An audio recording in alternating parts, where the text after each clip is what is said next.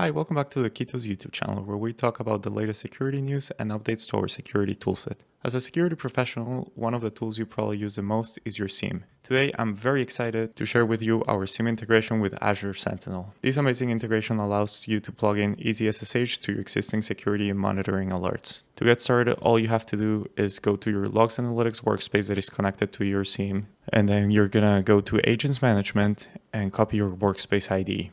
Then all you have to do is go to EZSSH, click on Settings, go to the subscription you want to monitor, click Advanced Settings, send audit logs to SIEM, select Sentinel as the provider, enter your workspace ID, then you have to copy the key and paste it in workspace key. You can test the connection to make sure that it's working, and then all you have to do is save changes. Now EZSSH will start sending all your logs to Azure Sentinel, which enables you to create dashboards. It allows you to do queries, and here I have a query that shows requests and approvals. There's also for Git, and in our documentation we have a full details on what you can do and some alerts.